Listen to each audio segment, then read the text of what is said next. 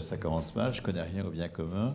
Je n'ai pas été au courant des questions, donc je vais soit répondre à côté, soit ne rien dire.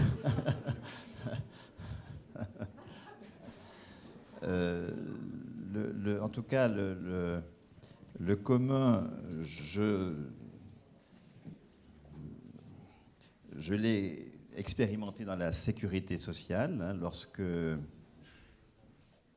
45 à 60, le régime général, donc en termes de poids, l'équivalent du budget de l'État, a été géré parce que c'est un salaire socialisé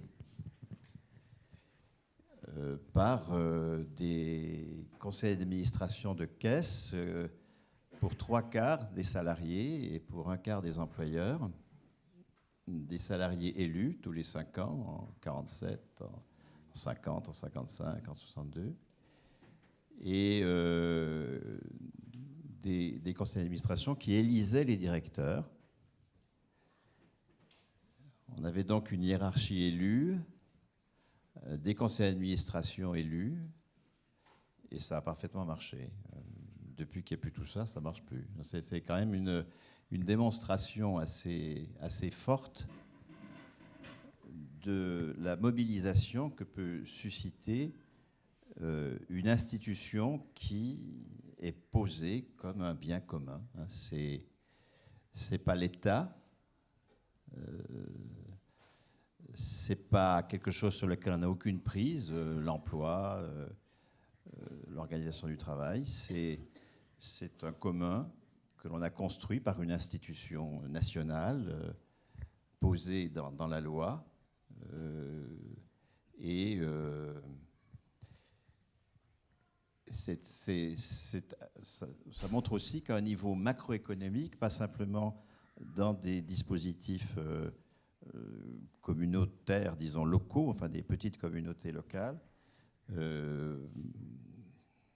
on peut faire une gestion démocratique. C'est ce qu'on a appelé la démocratie sociale. C'est ce que De Gaulle, dès son retour au pouvoir, s'est employé à supprimer.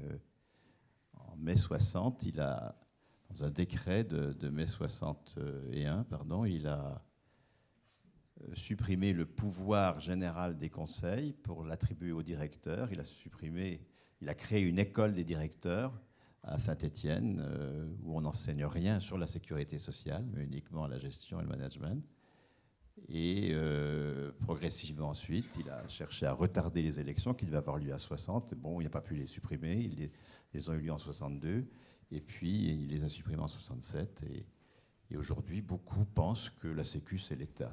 Et de fait, nous devons à Juppé, qui certes a raté la réforme des retraites des régimes spécifiques en 95, mais qui a parfaitement réussi, en revanche, une forme d'étatisation de l'assurance maladie et de la sécurité sociale en général en 96.